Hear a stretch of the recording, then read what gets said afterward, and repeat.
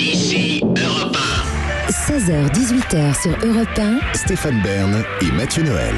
1. Historiquement vôtre. Historiquement vôtre, l'émission qui remonte aux origines de ce qui fait notre quotidien. Et pour certains autour de cette table, le c'est quotidien, vraiment le quotidien un d'Olivier Pouls. alambic. Le quotidien d'Olivier Pouls décrit par David Castello-Lopez. Mais d'où vient l'alambic ? Ouais, je me suis amusé pour préparer cette chronique à faire une petite liste des différences entre l'alcool et l'eau. J'en ai trouvé pas mal. L'alcool brûle, l'eau ne brûle pas. L'alcool permet de désinfecter les plaies, l'eau beaucoup moins. L'alcool permet de se murger le visage, l'eau non. Si l'on verse de l'alcool sur un baba, le baba en ressort grandi, tandis que si on y verse de l'eau, le baba se dégrade. Vous voyez ? Bon voilà. Mais dans toutes ces différences, j'en ai oublié une assez importante. J'avoue, elle est légèrement plus technique que celle que j'ai citée. C'est la suivante, c'est que l'eau bout à 100 degrés centigrades et l'alcool, lui, bout à 78 degrés centigrades. Alors vous allez me dire, mais qu'est-ce qu'on s'en fout ? Eh bien les amis, on s'en fout que si c'était pas le cas, on aurait de sacrées difficultés à faire du schnapps, de la chartreuse et de la Joubrouvka. Et oui, Ça serait terrible. si vous mettez par exemple du vin ou alors du cidre, comme on disait l'autre jour Olivier Pouls, si vous mettez du vin dans une casserole et que vous faites chauffer ce vin à 78 degrés, qu'est-ce qui se passe ? Eh bien l'alcool bout et donc s'évapore, tandis que l'eau, elle, reste bien tranquille à l'état liquide au fond de la casserole. Alors ensuite, on se dit, mais attends, cette vapeur, faut la choper. Le problème avec la vapeur d'alcool, c'est fondamentalement le même qu'avec d'autres types de vapeur, c'est qu'elle a une sacrée tendance à foutre le camp, vous voyez, n'importe où. Je veux dire, je sais pas si vous avez déjà essayé d'attraper un nuage, mais c'est difficile, vous voyez, c'est galère. Alors comment on fait pour attraper ce nuage de tease au-dessus de la casserole ? On condense. Eh bien voilà, on met un couvercle sur la casserole pour pas que le nuage s'échappe, et ensuite, pour pouvoir canaliser le nuage, eh bien on construit une petite cheminée qui sort de la casserole, et le truc c'est qu'à mesure que la vapeur s'éloigne de la casserole dans la petite cheminée, eh bien elle refroidit, et qu'est-ce qui se passe quand la vapeur refroidit ? Eh bien elle repasse à l'état liquide, et si la cheminée est assez longue, c'est exactement ce qui se passe. Il suffit alors de faire un petit coude sur la cheminée avec un petit trou au bout, et ce qui sort, c'est de l'alcool. Bon, souvent il reste quand même un petit peu d'eau dans cet alcool, et donc si on est chaud et qu'on a vraiment envie de se murger la face en un minimum de temps, eh bien on peut le refaire une deuxième fois, c'est ce qu'on appelle la double distillation.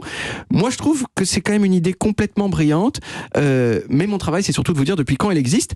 Bon, déjà le mot alambic, à votre avis d'où ça vient ? Arabe. Pas mal du tout. Alors déjà, ça vient de ambix. C'est un mot grec qui veut dire vase. Mais pourquoi al devant ? Effectivement, parce que ça vient de l'arabe. Les Arabes, ils ont pris le mot grec, ils ont mis al devant, qui veut dire le. Donc quand on dit l'alambic, en fait, ça veut dire le vase. Vous voyez, c'est ça, c'est un petit principe comme ça de linguistique. Et fun fact, les Arabes, en ces temps du Moyen-Âge, ils étaient vraiment extrêmement forts en chimie. Et donc, alambic, c'est pas le seul mot qu'ils nous ont donné. Ils nous ont donné aussi alchimie. Algèbre, alchimie. Et surtout, alcool. Alcool. Et oui, le col de alcool, c'est le même que le col qu'on se met sous les yeux. Ça désigne au départ un minerai dont on se servait comme produit cosmétique. Mais petit à petit, le sens a glissé vers truc qui s'obtient par sublimation, ce qui est une bonne façon de décrire l'alcool. Alors, les premiers alambics de l'histoire du monde, ils se sont développés entre l'Antiquité et le Moyen-Âge. Le plus ancien des plus anciens dont on a retrouvé trace, c'est 2000 ans avant Jésus-Christ, vous voyez, donc ça fait un petit moment qu'on sait faire de la tise. Ça a été inventé vraiment assez à des époques différentes et dans différents endroits, comme quoi ça doit être assez intuitif de faire des alambics pour se murger. Mais effectivement, ce sont les Arabes qui les ont perfectionnés, ces alambics. D'ailleurs, pas forcément pour faire de l'alcool, mais pour faire des parfums et des produits cosmétiques. Mais évidemment, comme souvent, toutes ces choses un petit peu empiriques et disparates, elles se sont rationalisées à peu près au même moment, entre le XVIIe et le XIXe siècle. Et c'est de cette époque-là que datent les alambics modernes. Moi, je reste quand même extrêmement émerveillé par le principe et j'ai bien envie de faire ce genre de choses chez moi, de faire cuire du vin et d'en faire, de faire une sorte de brandy maison à partir d'un château Marlot. On n'a plus le droit. On n'a plus le droit. Non, les bouilleurs de cru, en fait, ce sont les seuls autorisés à distiller. Et il n'y a plus aujourd'hui en France, d'ailleurs, d'attribution de droit à distillation. Ça se faisait avant dans les campagnes. Mais si vous l'avez dans votre famille. Si vous l'avez dans votre famille, je crois que ça disparaît d'ailleurs. C'est non pas avec votre famille, mais avec celui qui l'a.